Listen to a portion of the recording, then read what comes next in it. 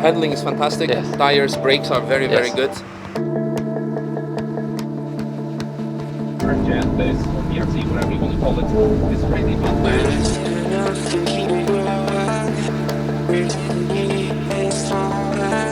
Ano, ale ta oprava bude asi podobně drahá, aby to bylo fakt funkční a dalo se tlačit jak celý to auto. Čau, já jsem Peťa Držvolan, vítám tě u nového videa. Tohle je Misha Charoudin. Misha, nice to meet you. Nice to meet you. Jsme tady u Vulcan Alfa, máme tady naše BRZ-ko, upravený track mod. Jednom v minulých videí jsi mohl vidět naše BRZ-ko, jak jsme ho upravovali, a dneska nám ho Misha vyzkouší na Nordschleife. I need your opinion for our car, yes. How it's going and if it's nice. Yeah. Okay? Absolutely. Okay, thank you. I'll go for a drive and then we'll speak in a bit. Yes, see you in okay. 10 minutes. Okay, super. OK, takže zrovna nám Misha odjíždí teda. Domluvili jsme se teďka ještě mimochodem na to, že Misha teďka má nově kola sám, takže teďka tam s ním nebudu. Je to z důvodu bezpečnosti. Uvidíme, co Misha na naše BRZ-ko řekne, jak se mu to bude líbit. Mimochodem ráno jsem jel a bylo to nádherný, skvělý, úžasný podmínky tady na Nordschleife. Nikdy jsem to tady nezažil, ale bylo opravdu prázdno, dalo se vjet až normálně přes kruháč, rovnou na trať. Dali jsme jako spoustu kol ráno. S tím naším BRZ-kem se mi podařilo opravdu zajet na turistických jízdách 8,06, což na BRZ-ko nebo na auto s výkonem 200 koní mně přijde crazy nebo vlastně hezký, takže dej vědět, jestli ten čas tobě přijde fajn. Uvidíme, co na to řekne Misha. A mimochodem slíbil nám, doufám, že to vyjde. Samozřejmě má hodně práce, protože tady mezi tím točí vlastně jedno video za druhým. Slíbil nám, že ve chvíli, kdy si počkáme dneska, tak bych ho i dokonce já mohl svízt, takže bych já řídil a Misha na to řekl nějaký svůj názor, což by bylo úplně skvělý a krásný. Takže dej koment, like, odběr a dej mi vědět, jestli teda já mám Mishu svízt a co na to Misha řekne. But I'm sure in today's busy day we're still gonna have some good fun with also other cars. So yeah, first gen GT86, or in this case BRZ. This is a facelift model, I noticed as I got in the car, because it does have the digital screen that's gonna be gone in a second. It's gonna tell me to check ABS. Yeah. So yeah, it's not remapped.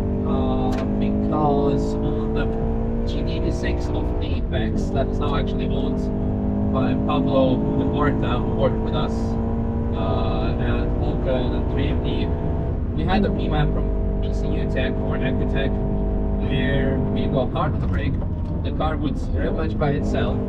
You could have flat foot shifting, but more importantly, of course, a bit more power. So yeah, first impressions, really good. The handling is really, really nice, even on cold tires so far. Need, of course, to get used to the rev range. Even third, but maybe you could do it even second gear, but we're not gonna do. Not gonna try it. Just let it warm up the tires, etc. Handling of a GT86 platform, the first gen, this or BRZ, whatever you want to call it, is really unmatched. It's so light. It's a modern MX-5, you could say, in a certain way. Because it's light, you can feel everything, you have recall. What's the noise? There's some beep coming up, it could be aircon, I don't know, but yeah, the suspension is a bit stiff, the compression, because it's the curbs, it doesn't really like the curb, as we could see, but it's not horrible. I wonder if it's AC that's beeping, but you probably don't notice it because I'm wearing the mic. It's a bit distracting for the driver. Not having a weight doing 180 trim here, just gentle lift, steering in. The back end is still like kind of stable, so with a weight you can keep it flat through here probably. That's again a testament why this chassis is so great. I'm probably gonna use the 6th as well because I short the final drive. Yeah, just gentle tap on the 6th. It's a longer gear, so the revs drop way too much. Downshift to 5th, keep it on the throttle always, over the crest, hard on the brakes. It will brake much later because it has bigger brake kit. Not crazy big, but just big enough to be compliant on the track, because stock brakes of this car, one of the worst ones you will find on the market, to be honest. Always change the whole system. Because when I had the GR86 that I've given away last year, I think, even the stock system with modified brake pads, they would cook the brake pads because the surface area was just too small. It couldn't cope with the track performance. Which was probably second gear motor. But yeah, should have been second, but third, to be honest, was also not too bad. Missed less grip to have more rotation there, so it was a bit too planted, but yeah.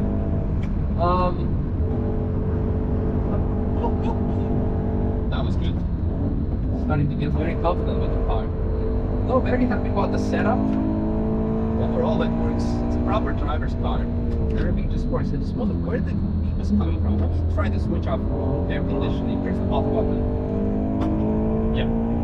It was the AC, it was the fan probably, or interference of electricity. So, one of those old guys who was gonna be annoyed now a bit because it's gonna get hot in the car. That's so good. The handling is really good. And the heel and toe position is also quite nice. That's the second gear here because the slowest corner of the trunk after all. Go early on the gas, thanks to Plank CRS tires. They really work flawlessly. You may not see it because I don't think we have a inward shifter indicator in the Úvod gear summit, but because it has shorter final drive, I'm actually everywhere a gear higher, sometimes gear lower. Actually, forget about that because as I was going through X mode, it was third gear, so not the red line, not even red line, just I should actually downshift to third. Okay, now comes the boring part with and also I'm gonna turn on the AC because it's gonna go uphill. But so far so good. Let's try to see the stats. Oil temperature is just above 90, which is very good. I assume it has been modified. Water temperature is also proper. Oh, actually, it is a bit hot. There's a fast car behind us, so let's let it through. Or maybe not here. How much?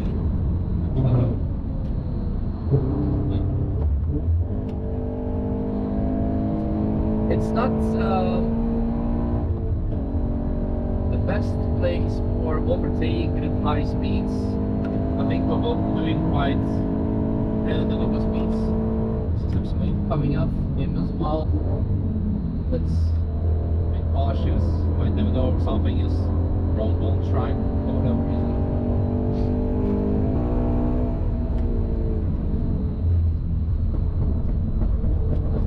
Oh, the bump stops. The bump stops. The bump stops.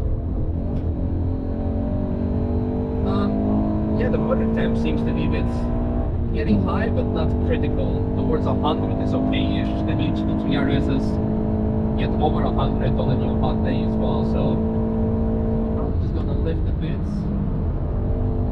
Lift again a bit to settle the front. Very nice. Here we're gonna downshift the third. And from here I'm gonna be quiet and enjoy the rest of the lap while focusing on driving and not talking.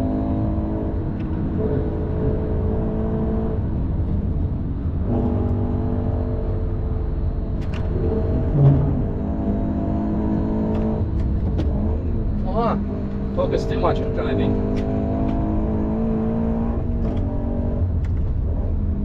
Should have duct taped it. Now also you guys need to focus on driving and not on the speedometer.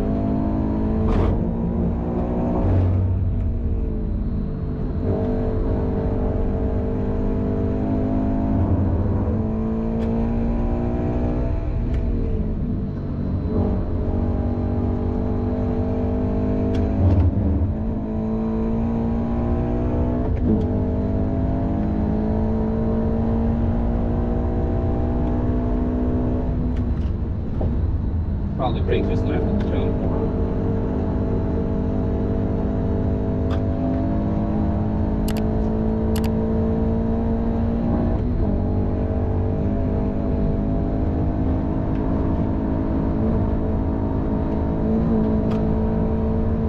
One of those sections way. You would like to have a wing ideally, but get the front planted throughout the whole thing, so.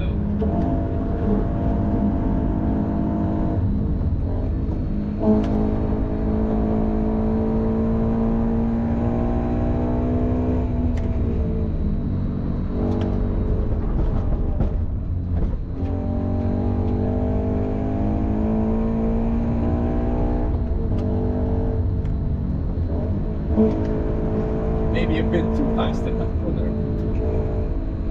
Some dust, always watch out.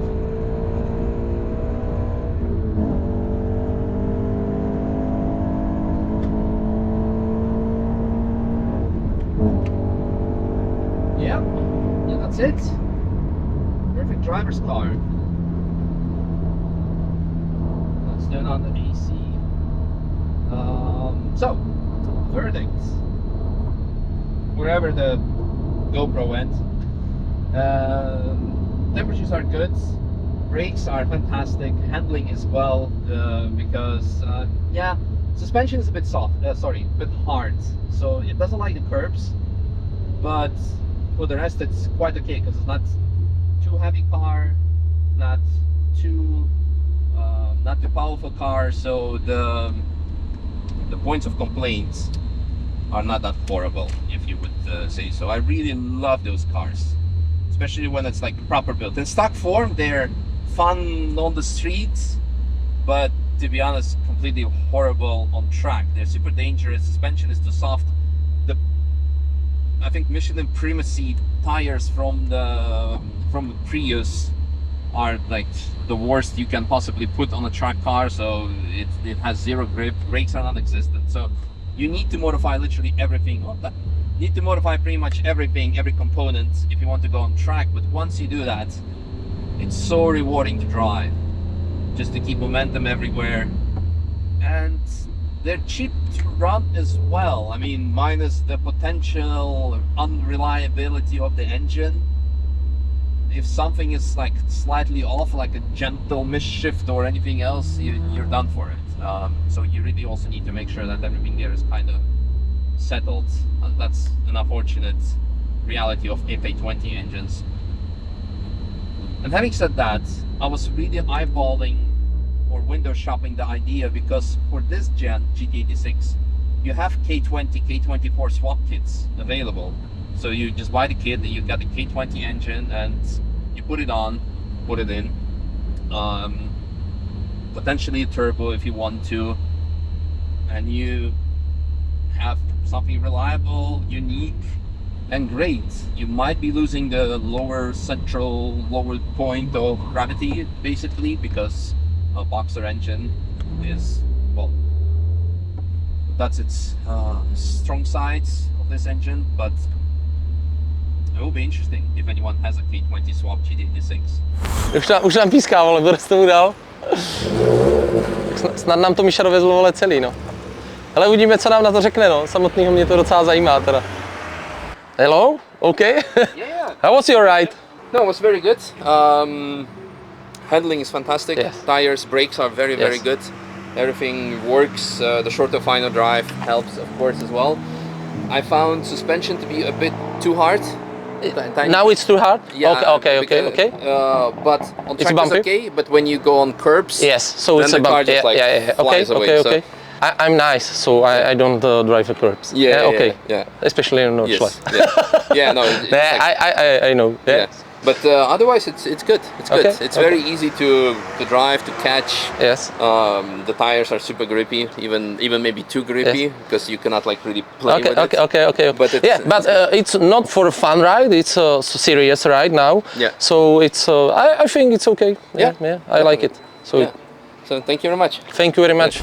Jsem konečně rád, že mám taky názor někoho, kdo s těma autama tráví. Mimochodem během toho, co my jsme tady, asi tak hodinku, co jsme s Mishou tady natáčeli, tak je tady zhruba 6 aut, že Misha fakt točí jedno auto za druhým. V tomto je za mě úplně extrémní profesionál a cením a vlastně je to zajímavý. Chápu, že to nezní úplně tvrdě pracuje, ale vlastně tvrdě pracuje, protože donese svoje video, natočí a jsem rád, že nám řekli nějakou zpětnou vazbu. Říkal, že brzdy jsou skvělý a krásný, takže dobíjem racingu nebo dobíjem motor z Honzovi. Dobrá práce, Honzo, konečně jsme poladili brzdy. Kdo neviděl mimochodem video ze Slovakia Ringu, určitě se podívej, protože zrovna brzdy byly, co nás trápilo, takže jsme to trošku upgradeovali. Jsou tam vlastně brzdy z STIčka, z varianty dvoupístkový větší brzdy trošičku. Zatím za mě funguje to jako úžasně, nádherně, krásný, agresivní chod toho pedálu, hezky to brzdí, super, můžeš se do toho opřít. Podvozek říkal, že se mu moc líbí, že samozřejmě to, jaký ty módy jsou tam udělaný, jsou skvělý, ale co říkal, že na Nordschleife, na toto nastavený primárně teďka není, tak říkal, že je to trošičku tvrdý ten podvozek, protože když najede na obrubník, takže mu to hodně skáče, takže to se mu nebylo, ale já třeba osobně na Nordschleife prakticky obrubníky nejezdím, kromě asi 2, 3 možná, takže mě to vyhovuje a určitě by bylo zajímavý pohrát si s tím nastavením a třeba si říct, jaká je tam ta změna, takže to si myslím, že bude zajímavý. Pneumatik samozřejmě říkal, že na ty není moc co řešit a že mu přijdou na to auto až moc lepivý, což mně se třeba líbí, protože už to auto beru hodně na ten okruh, takže už to chci jako potrápit, chci už jako to trošku prošlápnout, pošlapat to, aby to fungovalo a chci z toho vytáhnout co nejvíc. Říkal, že samozřejmě se tam ztratí trošku té zábavy, že je zvyklý, že se to auto trošku honí, že to auto je zábavnější, ale jinak říkal, že se mu to moc líbí, že v tom super sedí, takže jsme rádi, že nám to posvětil. Mimochodem i ty v tomto BRZ-ku se můžeš svízt nejenom na okruhu, ale i na drift kurzu, mrkni k nám na web a my jedeme dál.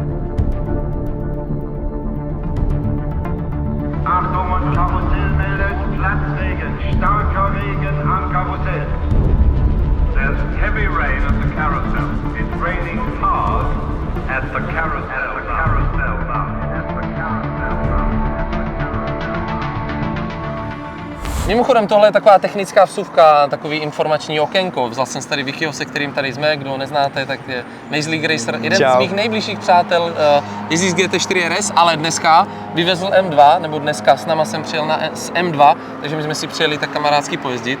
A přišel s dobrou věcí a tu řekni teď, proto to natáčíme, protože mě to nenapadlo. No, já jsem se snažil svou dobu dostat jako aspoň optimum pod 8, no, jasně. Co se podařilo, a zajel jsem 8.06.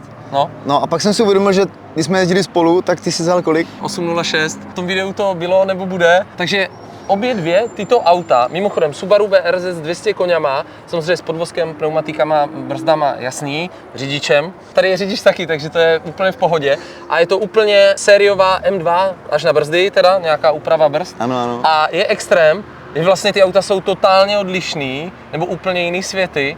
A vlastně zajeli naprosto stejný čas. Jiným stylem. Řekni přesně tak, zkus říct a zkus to jakoby srovnat, v čem ty to vlastně vidíš, proč se to dá srovnat. Hele, vlastně u letový nejvíc je to, že tady vlastně na té rovince výjezdy ze zatáček vlastně je to zároveň hravý, je to vlastně příjemný na výjezdech, všechno dokonalý, ale vlastně jakmile přijde technická část, tak přehazovačka, váha, těch 200 kg, ten podvozek, tak tady vlastně jsem člověk si je jistý, kam zatočí, tam to jede. Tady vlastně zatočí, trošku přivřeš oči a vlastně čekáš, co se stane a doženeš to všechno na výjezdu na rovince. Takže jako úplně na filozofie, vlastně oboje zábava, ale tohle samozřejmě je jako... Tady to je vlastně závod sám se sebou a tady to je prostě na odvahu, na sílu, je to prostě jiný. Samozřejmě je potřeba si říct, že jako do školky já s tím děcka už dneska taky neodvezu, jo. Takže tady toto je furt to, že jako můžeš. Je to mimochodem v manuálu a to proč podle mě je tam velmi podobný čas a to fakt je jako, že s Víkem řídíme podobně, jo. Není to vůbec jako, že ježišmarja něco. Je potřeba si říct, že ta M2 opravdu ten podvozek už na tom okruhu, když zatlačíš, tak má měkkej, takže tady by to chtěl určitě udělat podvozek. Zároveň se tam extrémně špatně sedí, protože to má tu klasickou sedačku elektrickou, ještě když sedíš vysoko, vypadáváš z té sedačky. Já sám jsem to vlastně včera říkal, jedete brzdíte, potřebujete podřadit a teď nechcete vlastně ani z toho volantu už pustit tu ruku a ještě potřebujete tu nohu na tu spojku a teď začnete někde a už z toho celé jako je strašně divoký. To je důležité mít pevný střed těla, víš? Přesně tak, takže kor, cvičit, zaberu. Samozřejmě, a to je potřeba si říct, tak tady jsou, dejme tomu, normální pneumatiky, nebo jsou skvělý, jsou tady z Continental Sport tak 7, kterými jezdíme, ale víme, že okruhově nebo na to nejvyšší tempo na ten hot lap už to tolik nestačí a tady to jde opravdu cítit, ta pneumatika je skvělá, je úžasná. Já bych ho vlastně klidně doporučil všem, na to ježdění je to podle mě úplně akorát, jo. Protože pak zase začne být slabý článek něco jiného. Ale tady krásně vidíte ty rozdílný přístupy vlastně, že máte velmi silný auto, který má skoro 2x tolik koní než to BRZ-ko, jasně je o něco těžší, ale rázem ten podvozek nebo ta sériovost toho auta udělá ten čas, tady to samozřejmě dožene, říkám, hlavně ten podvozek a ty pneumatiky, ale jako je to zajímavý podle mě, nebo dejte vědět, jestli je to zajímavý i pro vás, protože teď tady stojí auta, které jsou cenově jinde, jako náturou jinde, tohle bych řekl, že je spíš hračka, tohle bych řekl, že je spíš prostě seriózní auto, prostě dneska, tak. Samozřejmě dá se s tím driftovat cokoliv, jo, ale že už je to přece jenom jako opravdový auto, já nevím vždycky, tak nikoho neurazím, víte, že BRZ-ka mám rád, takže to chápete, jo.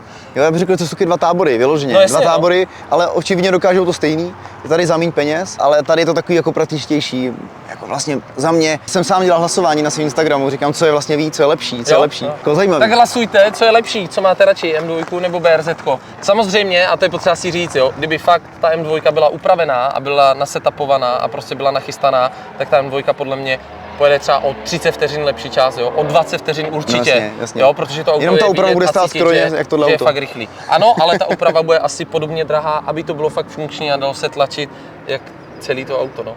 A s touto bombou asi se budeme loučit. Bombshell. It's time to end. See you next week. Thanks for watching. Take care. Ne, hele, my vás teďka vezmeme a jak vypadá kolo s BRZ-kem a krásný onboard od Toma, to uvidíš teď. Díky. Čau. Ty to dobře luplo.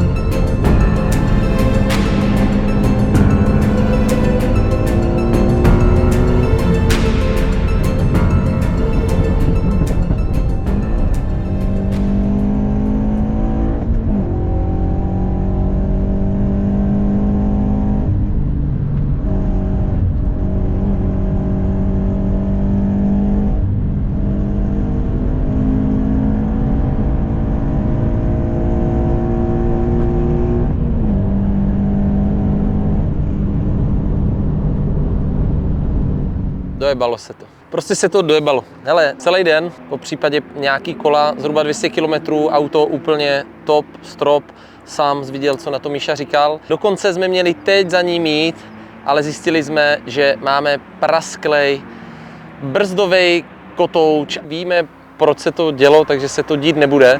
Takže konečně nás opustí problémy s brzdama a identifikovali jsme problém. Samozřejmě je to jenom takovej detail na tom, že pokud začnete upravovat to auto, tak to má prostě tolik konsekvencí a následků, že je dost těžký to dohlídat tak, aby to všechno fungovalo správně a hlavně dlouhodobě.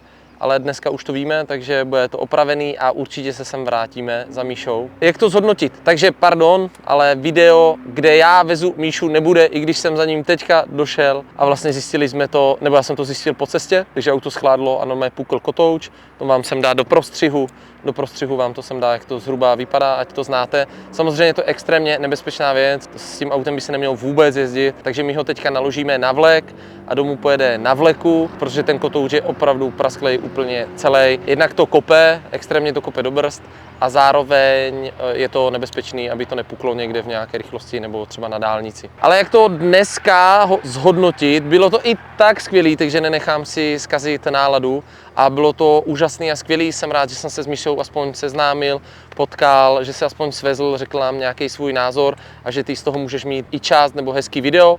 Věřím, že záběry, který udělal Tom při mým onboardu, jsou totálně super, trooper epický a budou se ti líbit tak stejně jako mě a za toho chválím. Takže abych zhodnotil to auto, možná trošku, jestli vůbec dává smysl jezdit na Nordschleife s něčím takovým, co vlastně v uvozovkách teď nemá výkon, je to pomalý, je to lehký, je to taková jako hračka spíš, je to na driftování. Za mě ano, určitě to smysl má. Mimochodem, důkazem toho budíš můj dnešní čas na turistech 8.06 zajeto, takže nějaká hra na 8, takže sub 8 s BRZ-kem nebo s autem, který má 200 koní, tak to pardon, ale to si myslím, že je v pohodě, takže je vidět, že to auto to fakt umí a že to je hodně v pořádku a že to není autem.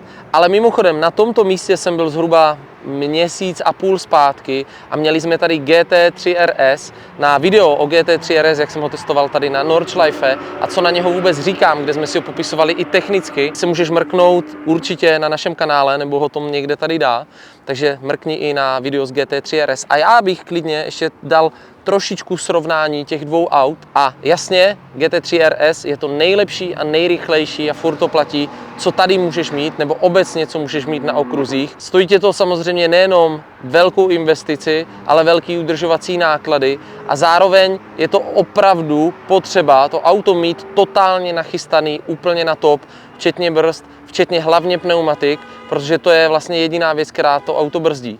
Versus tady u těch zábavných aut nebo levnějších aut, nebo řekněme to jakkoliv, u nás konkrétně BRZ-ko, tak za mě jednoznačně, samozřejmě hned s tou GT3 RS nebo po ní, nejlepší auto, se kterým jsem tady na Nordschleife jezdil. Tak super zábavný auto a hlavně úplně jiný styl řízení, kdy jedete Schwedenkreuz vlastně stejnou rychlostí. Dívali jsme se a měl jsem průjezdovou rychlost Schwedenkreuz 193 km za hodinu s tímto BRZ-kem, jo, což je rychlost, kde tam jezdí třeba GT3 nebo fakt Porscháky 911. Vlastně to auto funguje krásně, je stabilní, je klidný, je to samozřejmě těma úpravama, ale jedno z nejlepších aut, který já jsem tady řídil a shodli jsme se, že to je takový jako baby GT3, beze srandy, fakt teď to srovnám v tomto, že to auto je jak 200koňová GT3, asi tak se v tom cítíte.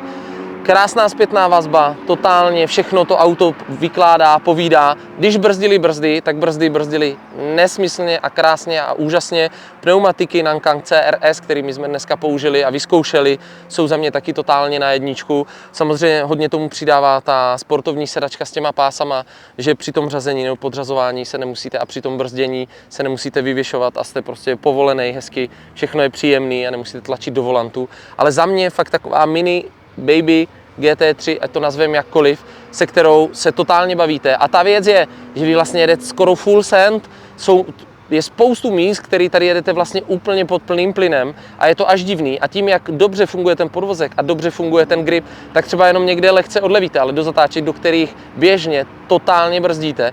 Takže s tímto autem je to najednou jenom o tom, že chcete udržet tu rychlost. musíte udržovat tu rychlost. Jediný, co je blbý, když vás fakt brzdí nějaký rychlý auto, že ho nemůžete úplně komfortně předjet na rovince, protože vám začne ujíždět a v zatáčce vás totálně brzdí. A když vás zabrzdí, tak než se vám zase roztočí ten motor, takže tady ty koně samozřejmě vidět jdou poznat, ale za mě říkám, jedno z nejlepších ježdění, který jsem tady zažil. Jediný, co mě mrzí, jsem nemohl svízt toho Mishu, ale dejte do komentu své z Mishu nebo cokoliv s Mishou, jestli to chcete, já něco vytáhnu, nevím, jestli to bude BRZ-ko nebo Poršáka nebo cokoliv jiného a slibuju, že ho tady svezu. Pokud budete kdokoliv cokoliv mít, bylo to video trošičku jiný, než jsme si představovali, než jsme ho měli naplánovaný, ale o tom ten život je, tak dej vědět do komentářů, jak se ti i tohle líbilo, co možná bychom teda měli natočit příště, nebo s čím bys chtěl vidět Mishu od nás jezdit. Děkuju moc, sleduj nás, dílej nás, lajkuj nás, vážíme si toho a vidíme se zase u dalšího videa. Čau.